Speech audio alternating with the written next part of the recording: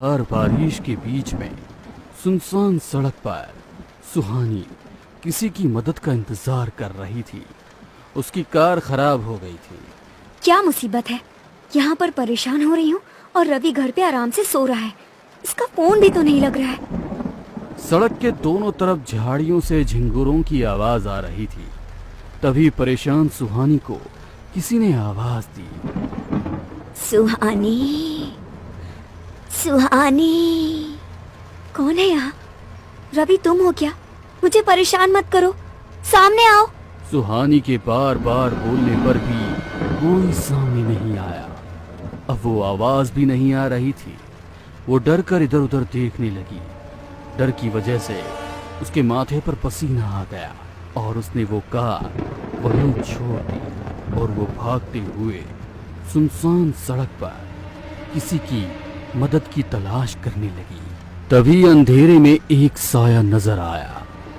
डूबते हुए के लिए तिनके का सहारा सोच वो उसकी तरफ बढ़ने लगी, मगर जैसे ही पास में पहुंची डर के कारण उसकी चीख निकल गई। वो उस साये से दूर भागने लगी और भागते भागते एक ट्रक से टकरा गई। उस साये के चेहरे पर मुस्कुराहट थी।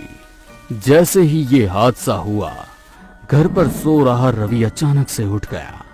उसका पूरा शरीर पसीने से भीग गया।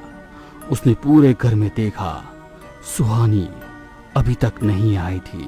रात के 2 बज गए और सुहानी अभी तक क्यों नहीं आई? कहीं वो किसी मुसीबत पे तो नहीं? शिट, मेरा फोन भी स्विच ऑफ है।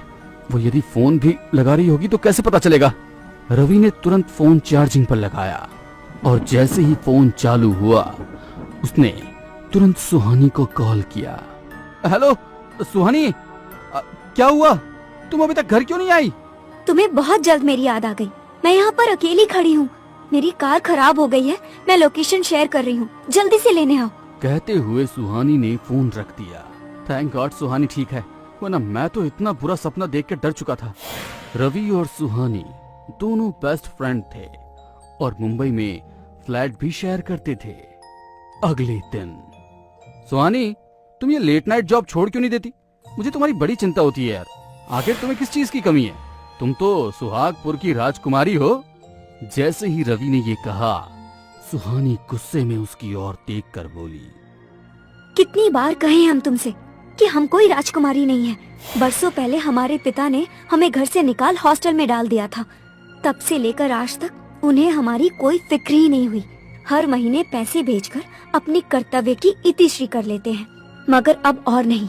हम अपने पैरों पर खड़े हैं। अब हमें उनके पैसों की भी जरूरत नहीं। दोनों बात कर ही रहे थे कि सुहानी के फोन पर किसी का फोन आया। राजकुमारी साहिबा, हम रघु बोल रहे हैं। रघु काका, कैसी हैं आप? काका, इतने साल अपने घर परिवार से दूर कैसे होंगे? मैं आपकी तकलीफ समझ सकता हूँ, मगर ऐसा नहीं है कि तकलीफ आपने अकेले में सही है। महाराज भी उतने ही परेशान थे। आपसे विनती है कि जितनी जल्दी हो सके आप सुहागपुर आ जाइए। महाराज की हालत ठीक नहीं है, डॉक्टरों ने जवाब दे दिया है। जीवन भर तो हम लोग साथ नहीं रहे, अंतिम समय में साथ रहकर क्या बदल जाएगा? सॉरी, मैं नहीं आऊंगी। कहते हुए सुहानी ने फोन रख दिया। पास खड़ा रवि, जो सारी बातें सुन रहा था, गुस्से में बोला, ये क्या बचपना है सुहानी? तुम्हारे पिता की तबीयत खराब है और तुम जाना नहीं चाहती? इस दुनिया में तुम्हारे सिवा उनका है ही कौन? यदि वो तुमसे मिलना चाहते हैं तो तुम्हें जाना चाहिए। रवि के बार बार समझाने पर सुहानी मान गई और वो दोनों सुहागपुर के लिए निकल गए। गुस्से में सुहानी ने रास्ते भर रवि से कोई बात नहीं की। जैसे ही वो सुहागपुर पहुंचे, रवि खुद सुहानी से बोला, राजकुमारी साहिबा, आपकी मंजिल आ गई है। रवि के कहने पर सुहानी बाहर की ओर देखने लगी। यहाँ कुछ भी तो नहीं बदला था। जैसा वो छोड़कर गई थी सब कुछ वैसा ही था। ऐसा लग रहा था कि मानो समय वहीं रुक सा गया हो। गांव में तरक्की की कोई निशानी नहीं थी। दोनों बातें कर ही रहे थे कि अचानक कुछ तेजी से आकर कार से टकरा गया। अरे यार, मैं तो सड़क पर देखकर ही चला रहा था। अचानक से पता नहीं क्या चीज सामने आ गई। वो तो देखकर ही पता चलेगा। दोनों कार से उतरकर देखने लगे तो सामने एक काली बिल्ली पड़ी हुई थी, जिसकी आंखें हरे रंग की थी। गाड़ी से टकराने के कारण उसके सिर से खून निकल रहा था। मुझे समझ नहीं आया कि बिल्ली अचानक कैसे गाड़ी के सामने आ गई। अब क्या करें? लगता है ये मर गई है। रवि सुहानी से बात ही कर रहा था कि अचानक वो बिल्ली उठी और दोनों की तरफ दौड़ाने लगी। जिस तरह अचानक सामने आई थी, उसी तरह अचानक गायब भी हो गई। दोनों हैरानी से एक दूसरे की तरफ देख रहे थे। रवि ने तुरंत कार चालू की और सीधे महल पहुंच गए। सुहानी का सुहागपुर का महल तो नहीं बल्कि एक बड़ी सी हवेली था, जो बाहर से दिखने में काफी खूबसूरत था, मगर रखरखाव के अभाव में कहीं कहीं से क्षतिग्रस्त भी हो गया था। अपने घर को देखते ही सुहानी को अपना बचपन याद आने लगा। तभी अचानक रघु काका वहां पर आ गए। मुझे यकीन था सुहानी बिटिया, तुम जरूर आओगी। फिर उसने रवि की तरफ देखा।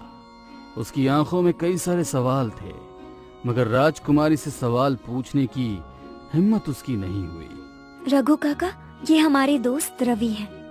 आइए, आप दोनों अंदर आइए। रघु उन दोनों को लेकर अंदर जाने लगा। तभी उसकी नजर छत के ऊपर गई। वहां पर एक साया खड़ा हुआ था, जिसे देख रघु के माथे पर पसीने की बूंद झलक आई। सुहानी पहले अपने पिता से मिलने गई। बीमारी की वजह से वो बहुत ही कमजोर और असहाय नजर आ रहे थे। सुहानी को देख एक पल के लिए उनके चेहरे पर मुस्कुराहट आ गई। फिर अचानक वो उदास हो गए। उन्होंने इशारे से रघु को अपने पास बुलाया। उसके कानों में कुछ कहा तो रघु का चेहरा भी गंभीर हो गया। राजकुमारी, अभी आप आराम कीजिए। सफर से थक कर आई हैं। महाराज आपसे कल बात करेंगे। रघु की बात सुनकर सुहानी को बहुत गुस्सा आया। वो इतने सालों के बाद अपने पिता के पास आई थी, मगर पिता ने एक शब्द भी उससे कुछ नहीं कहा। वो गुस्से में अपने कमरे में चली गई। वहां जाकर उसने देखा कि उसके कमरे में भी कुछ नहीं बदला था।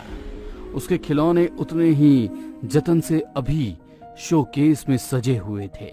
अलमीरा में उसके पुराने कपड़े इसी तरह तय करके रखे हुए थे कि मानो कोई उन्हें रोज सहेजता हो। वो ये सब देख ही रही थी कि रघु उसके लिए खाना लेकर आ गया। क्या देख रही हैं राजकुमारी साहिबा? आपका कमरा अभी भी वैसा का वैसा ही है। महाराज यहाँ आकर आपकी चीजों को छूकर ऐसा महसूस करते थे मानो वे आपको छू रहे हो, सहला रहे हो। रघु की बातें सुनकर सुहानी की आंखों में आंसू आ गए, मगर उसने तुरंत अपने आंसू छुपा दिए। सुहानी को खाना देकर रघु पूरे कमरे को गौर से देखने लगा और फिर सुहानी को रात में कमरे से बाहर ना निकलने की हिदायत देकर वो वहां से चला गया। फिर महाराज के कमरे में पहुंच अलमारी के पीछे से एक गुप्त रास्ते में मशाल लेकर दाखिल हो गया। उस पूरे रास्ते में अंधेरा था। जगह जगह बने हुए जाले और कुछ चमगादड़ सभी को हटाते हुए उस रास्ते के खत्म होने पर एक गुफा में दाखिल हुआ और वहां से एक संदूक लेकर बाहर आ गया।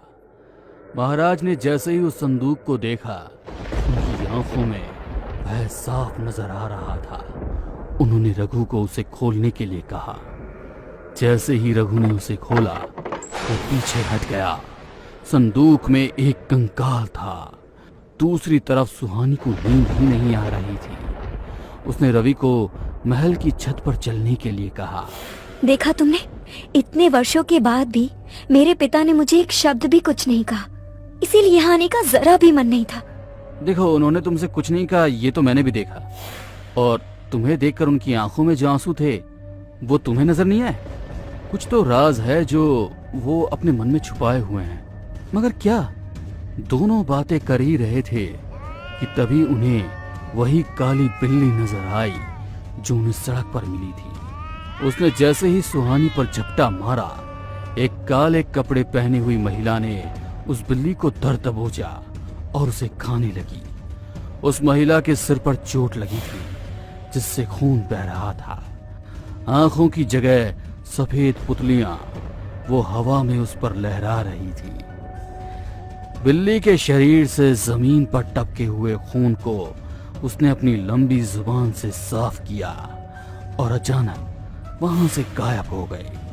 रवि और सुहानी दोनों हैरान थे कि उन्होंने जो कुछ भी देखा वो सच था या सपना।